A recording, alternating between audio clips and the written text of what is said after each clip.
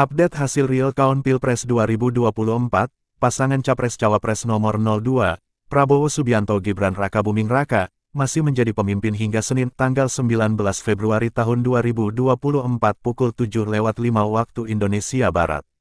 Dalam unggahan terakhir Komisi Pemilihan Umum (KPU) update hasil real count Pilpres 2024, Senin tanggal 19 Februari tahun 2024, sudah mencapai 70,47% atau 580.097 TPS dari 823.236 TPS.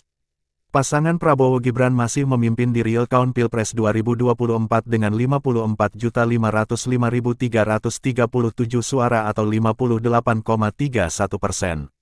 Presentase ini naik, sebelumnya, Prabowo Gibran ada di presentase 57,31%. Paslon nomor 01, Anies Baswedan Muhaimin Iskandar masih setia menempel di penghitungan real count Pilpres 2024 dengan perolehan suara 22.763.405 atau 24,35%.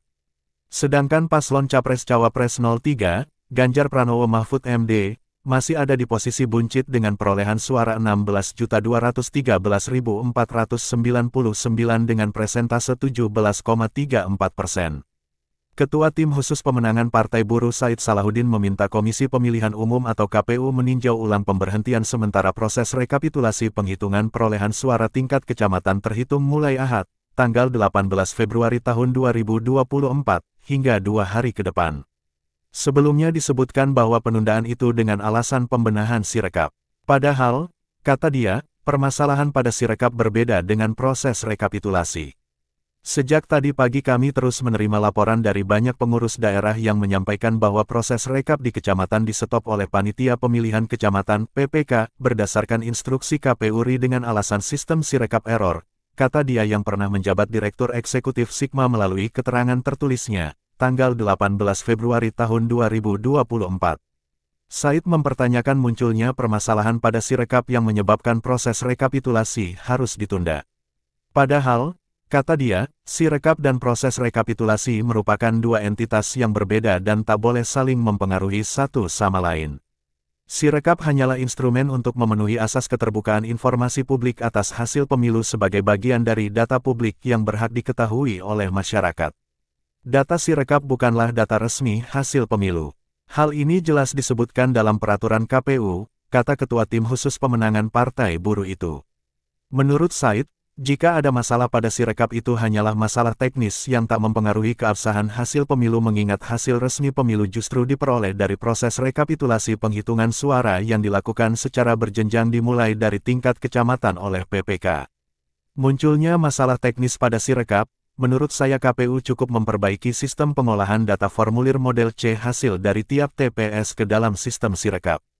Tak perlu permasalahan Sirekap dikaitkan dengan proses rekapitulasi penghitungan suara di kecamatan yang menurut saya perlu tetap diteruskan. Jangan di-stop, katanya. Said menuturkan, proses rekapitulasi suara tak boleh dipengaruhi dan sama sekali tak boleh didasari dari data di Sirekap, dan permasalahan yang muncul pada Sirekap tak boleh mengganggu berjalannya proses rekapitulasi di tingkat kecamatan.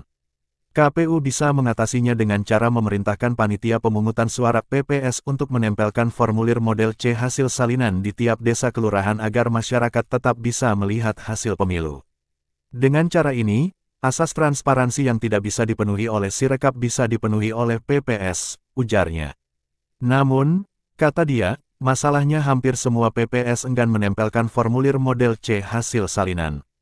Padahal, mengumumkan lembaran hasil pemilu oleh PPS adalah kewajiban yang tak boleh diabaikan menurut ketentuan pasal 391 Undang-Undang Pemilu.